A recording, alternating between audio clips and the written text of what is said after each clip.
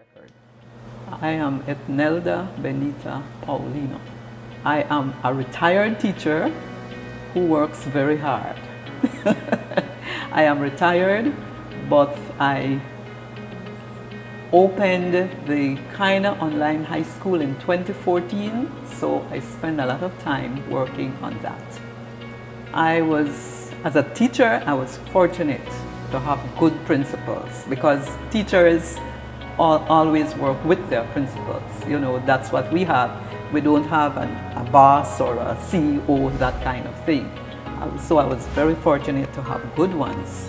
But as a high school student, I remember the principal saying to the vice principal, who was a Peace Corps at that time, that I could not be the valedictorian of the class, although I had the highest grade, because I am a female.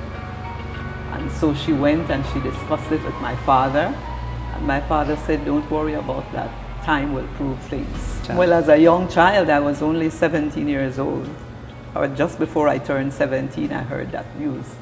I was upset, but my father said, don't worry about it, that is not true.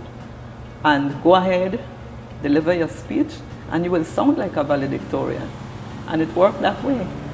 And ever since, I've known you have to be quietly assertive.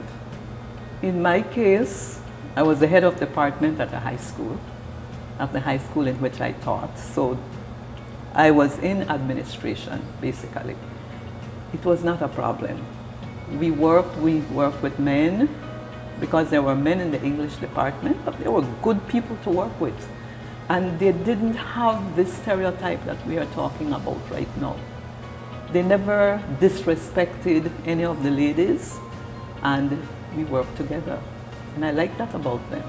And this women's right thing came about, and apparently it became offensive in some ways. As women, we need to understand what does women's rights mean? Because I think that some of us don't have a clear understanding of what it means to be a woman who has rights. I think we have misunderstood it. The men become offended, perhaps, and the women think that it makes them, some women, it makes them think that they are supposed to change their attitudes, that they are supposed to behave like men. But that is not what it means. It means that women should behave like women and assert themselves as women.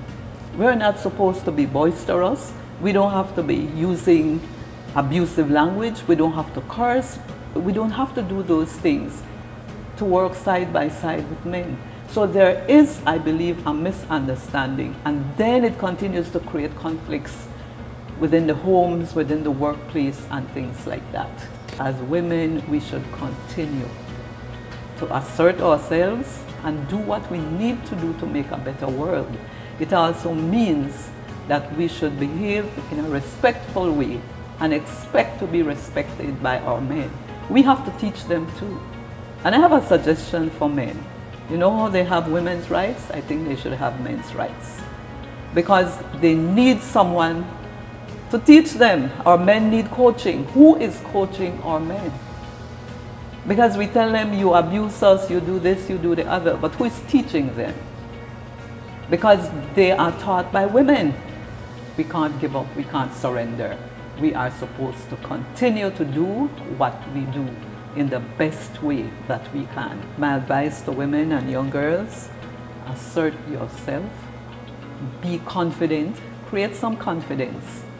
Be assertive, don't be careless, be careful, and treat people as human beings. If we do that, people will copy from us. Be humble. And it doesn't mean that you're going to kneel down and adore someone, but be humble and understand that each and every person who God has put on this earth is a human being. Let's treat our people as equals, and don't behave like men, because men were made to be men and women were made to be women. So we can lead without behaving like a man. I don't have to make noise if I want somebody who is employed by me to do something, I can say it quietly too. I don't have to say you must do this, you must do that. So if we behave the way women were nurtured to behave, we will do well.